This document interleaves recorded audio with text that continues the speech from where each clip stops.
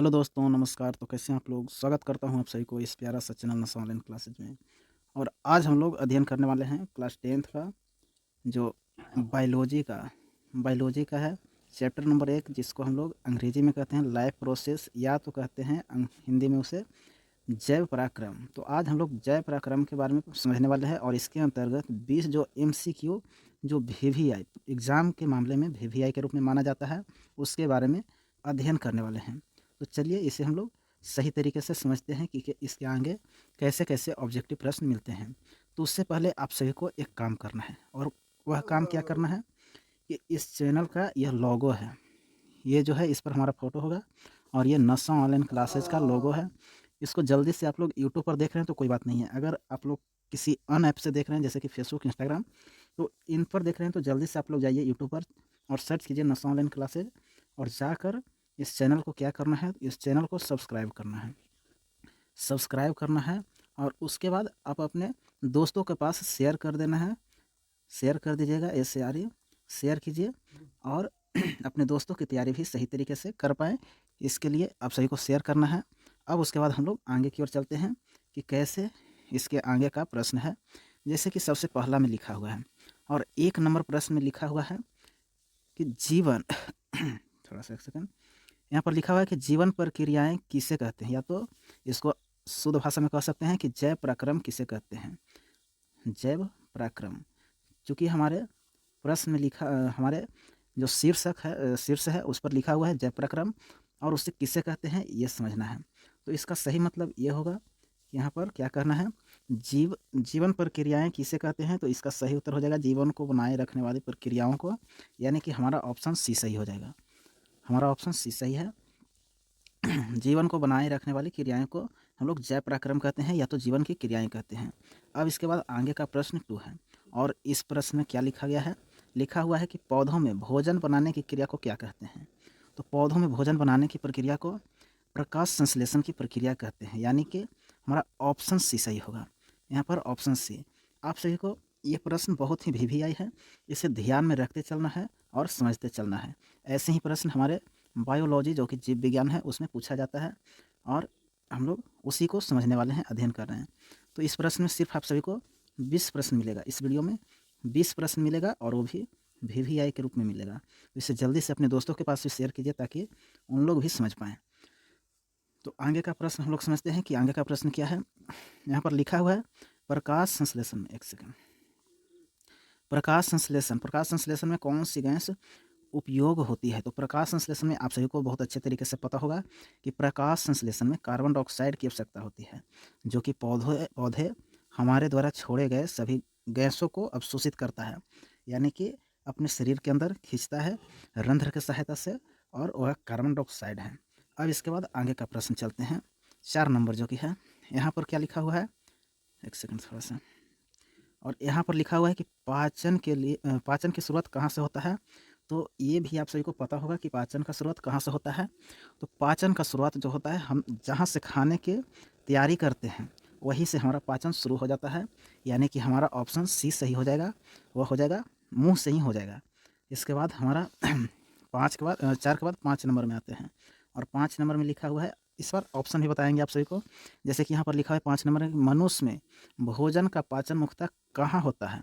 यानी कि इसमें कहने का मतलब यह है कि मनुष्य में जो भोजन होता है वह पूरी तरीके से कहाँ पच जाता है। तो यहाँ पर सबसे पहला ऑप्शन अमाशय है, छोटी आंत है, बड़ी आंत है और मुंह है। तो यहाँ पर बताइए कि इसका राइट आंसर क्या होगा। तो यहाँ पर इसका राइट आंसर हो जाएगा जो कि है छोटी आंत, यानी कि ऑप्शन संख्या हम लोग का बी होगा सही। यानी कि छोटी आंत में हमारा जो है भोजन का पाचन सही तरीके से हो जाता है। आप सभी को एक वर्क देते हैं, वह वर्क क्या है, इसमें ये बताना है कि छोटी आंत का लंबाई क्या है। लंबाई कितना होता है ये कमेंट में आप लोग बताइए। छोटी आंत का लंबाई आप सभी को बहुत अच्छे तरीके से पता होगा। अब इसके बाद 5 के बाद 6 नंबर क्वेश्चन में चल देते हैं।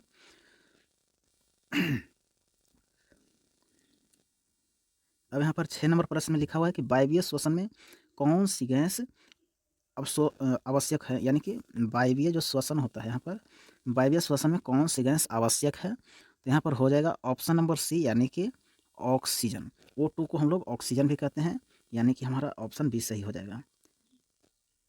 सॉरी, यहाँ पर ऑप्शन सी है वायवीय श्वसन, जो ऑक्सीजन की उपस्थिति में संपन्न होता है उसे हम लोग वायवीय श्वसन कहते हैं, और जो ऑक्सीजन की उपस्थिति में संपन्न नहीं होता है उसे अवायवीय कहते हैं।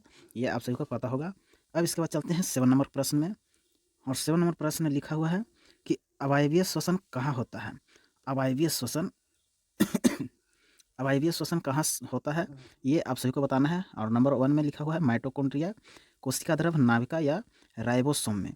तो 7 नंबर का हमारा प्रश्न हो जाएगा, 7 नंबर प्रश्न का हमारा ऑप्शन संख्या बी हो जाएगा, यानी कि कोशिका द्रव में, कोशिका द्रव में। अब इसके बाद हम लोग आगे की ओर चलते हैं। श्वसन, श्वसन में ऊर्जा के रूप में, यहाँ पर श्वसन में ऊर्जा के रूप में प्राप्त होता है। इसका कहने का मतलब है कि श्वसन जब हम लोग करते हैं तो श्वसन के तत्पश्चात हमें क्या मिलता है, तो हमें मिलता है, सबसे पहला ऑप्शन है उष्मा, एटीपी, यहाँ पर ग्लूकोज और जल। तो बताइए कि हमें क्या मिलता है, तो हमें एटीपी मिलता है। एटीपी का फुल फॉर्म क्या होता है, इसे आप लोग कमेंट करके बताइए। सॉरी एक सेकेंड, यहाँ हमारे ऑप्शन संख्या 20 सही हो जाएगा, एटीपी। और इसका फुल फॉर्म आप सभी को बताना है कि पूरा नाम इसका क्या है। कमेंट में आप सभी का इंतजार हम कर रहे हैं। 2 प्रश्न आप सभी को HW के रूप में दे दिए हैं और उसका आंसर आना चाहिए। अब आगे की ओर चलते हैं हम लोग 9 नंबर प्रश्न में। रक्त का लंबाई, सॉरी, यहाँ पर 9 नंबर में लिखा हुआ है कि रक्त का रंग या रक्त लाल रंग का किसके कारण से दिखाई देता है। यहाँ पर ऑप्शन नंबर 1 में है, option number 1 plasma, platelets, haemoglobin या श्वेत रक्त कोशिका। तो जल्दी से आप लोग बताइए कि इसका सही आंसर क्या होगा। तो यहाँ पर सही आंसर हमारा ऑप्शन नंबर कौन होगा, जल्दी से बताइए। तो यहाँ पर हमारा सही आंसर सी हो जाएगा, यानी कि हीमोग्लोबिन के कारण। हीमोग्लोबिन के कारण ही हमारा रक्त लाल होता है, यानी कि ऑप्शन संख्या सी। अब इसके बाद 9 के बाद 10 नंबर प्रश्न में चलते हैं, और यहाँ पर लिखा हुआ है कि पौधों में जल का परिवहन, थोड़ा सा एक सेकेंड, यहाँ पर लिखा हुआ है कि पौधों में जल का परिवहन किस ऊतक द्वारा होता है। तो पौधों में जो ऊतक होता है वह 2 प्रकार के होता है। एक होता है जाइलम, जो कि यहाँ पर लिखा हुआ है, तो हमें लिखने की कोई आवश्यकता नहीं है। पहला जाइलम होता है, दूसरा फ्लोएम होता है। और जाइलम एक ऐसा ऊतक है जिसमें जल का होता है अवशोषण, यानी कि जल एक जड़ से सभी अंग तक पहुँचाने का प्रयास करता है। और एक होता है फ्लोएम, जो कि खाद्य पदार्थ को शुरू से लेकर लास्ट तक, यानी कि जड़ से लेकर पत्ती तक पहुंचाने का काम करता है। और पत्ती से, सॉरी, फ्लोएम का काम जो होता है पत्ती से नीचे की ओर आने का होता है, और जाइलम जो कि जल नीचे से ऊपर की ओर। तो यहाँ पर एक और प्रश्न आ सकता है कि बताइए कि जाइलम जो जल का प्रवाह करता है वह गुरुत्वाकर्षण बल के विपरीत करता है या उसी दिशा में करता है। तो इसका सही आंसर हो जाएगा कि ये गुरुत्वाकर्षण बल के विपरीत में काम करता है, यानी कि उल्टा काम करता है, विपरीत काम करता है।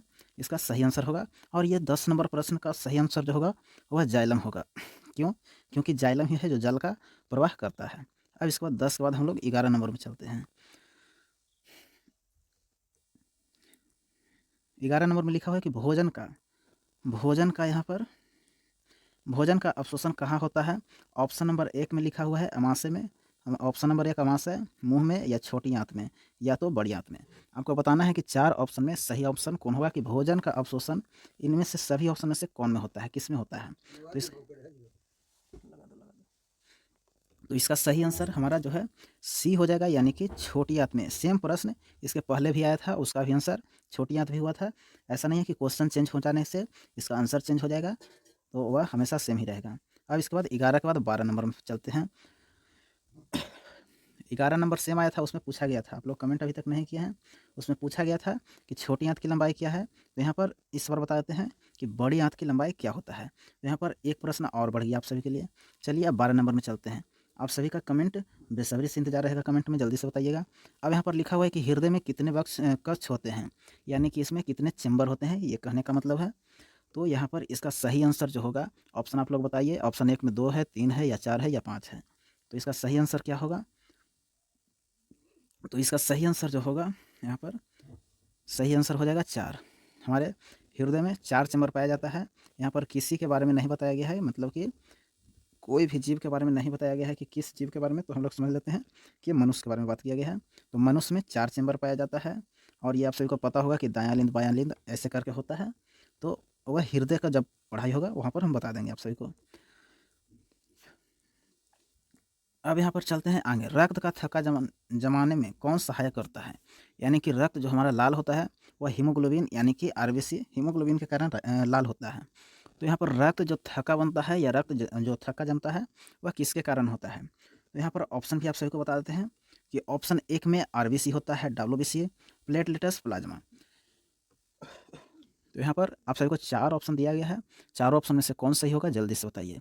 तो यहाँ पर एक होता है प्लेटलेट्स, और प्लेटलेट्स के कारण ही हमारे शरीर में जो रक्त होता है उसको थक्का जमता है, यानी कि थक्का बन पाता है। तो इसका सही आंसर हो जाएगा ऑप्शन संख्या सी।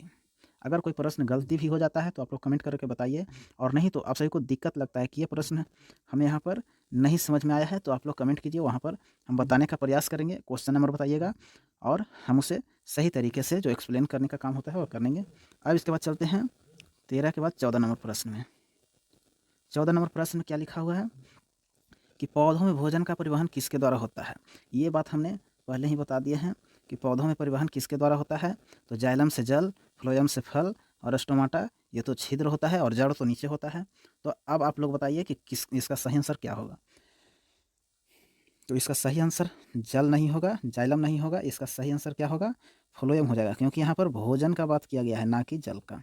तो चलिए इसके बाद चलते हैं 15 नंबर। 15 नंबर में लिखा हुआ है कि मनुष्य में उत्सर्जन का मुख्य अंग कौन सा है। मनुष्य में जो है उत्सर्जन यानी कि अपशिष्ट पदार्थ जो होता है उसको बाहर निकालने का काम किसके सहायता से किया जाता है।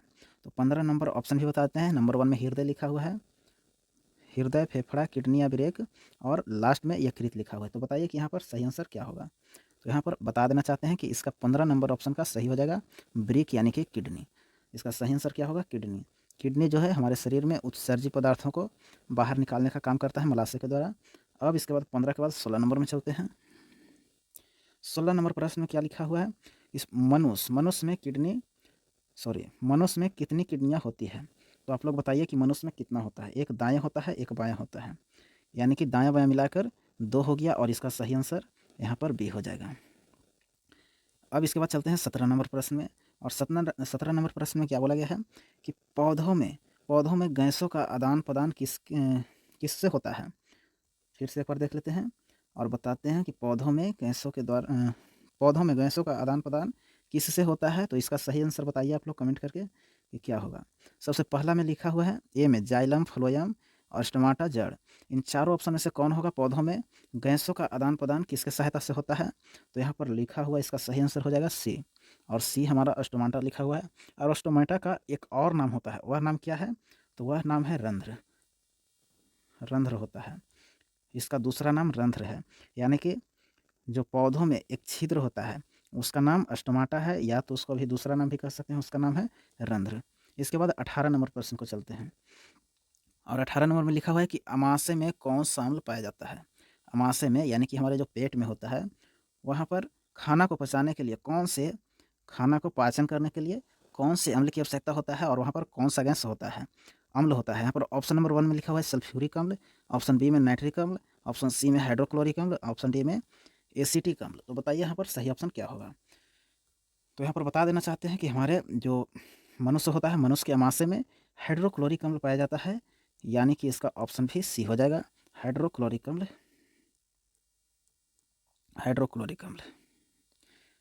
अब इसके बाद सिर्फ 2 प्रश्न बचे हुए हैं। अब हम लोग चलते हैं सेकंड लास्ट में। और सेकंड लास्ट में क्या है, 19 नंबर।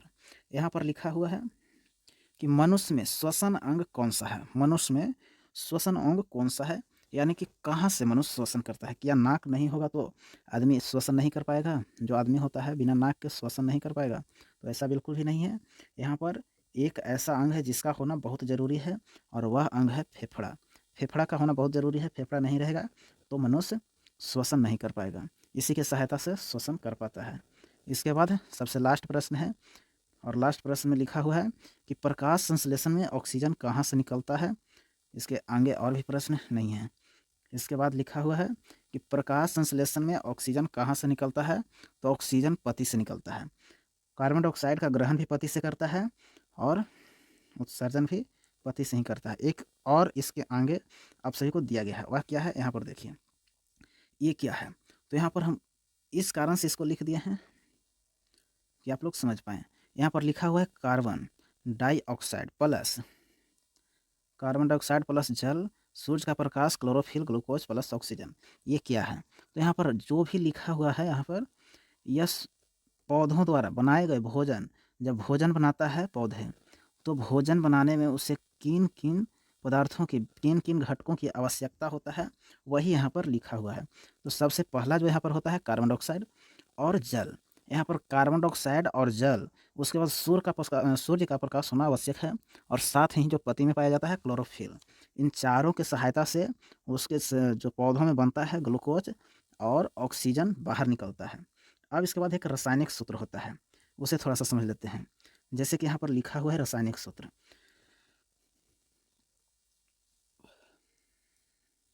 रासायनिक सूत्र लिखा हुआ है किसका? तो यह लिखा हुआ है भोजन जो बनाता है पौधा, उसका रासायनिक सूत्र है। तो चलिए समझते हैं कि इसका रासायनिक सूत्र क्या होता है।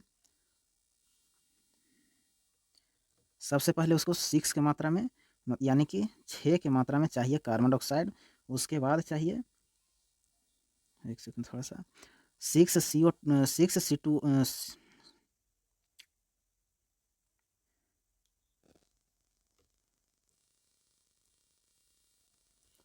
फिर से एक बार चल देते हैं। यहाँ पर रासायनिक सूत्र लिखा हुआ है 6 CO2 प्लस में 6 H2O, और सूर्य का प्रकाश चाहिए, क्लोरोफिल चाहिए।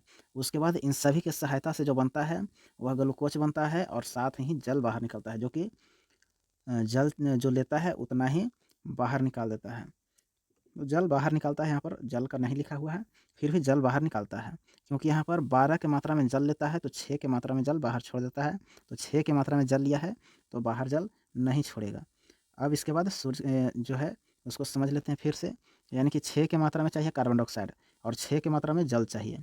तो सूर्य का प्रकाश साथ में ज़रूरी होना चाहिए, यानी कि जब कोहरा लगा होगा तो भोजन नहीं बना पाएगा। इतनी चीज़ों की, इतनी वस्तुओं की ज़रूरत उसे पड़ता है। और उसके बाद ग्लूकोज निकालता है, ऑक्सीजन निकालता है।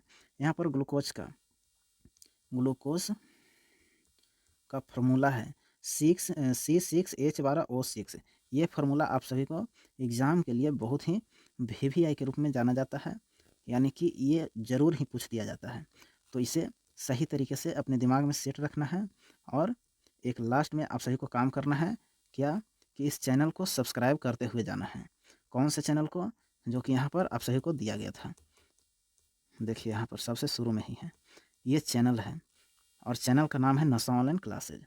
इस चैनल को सब्सक्राइब कीजिए, और जितना हो सके अपने दोस्तों के पास भी शेयर कीजिए, ताकि उन लोग का भी ऑब्जेक्टिव सही तरीके से ख़त्म हो पाए, और अपने ऑब्जेक्टिव को देखते ही आंसर कर पाए। तो चलिए मिलते हैं अगले वीडियो में। धन्यवाद।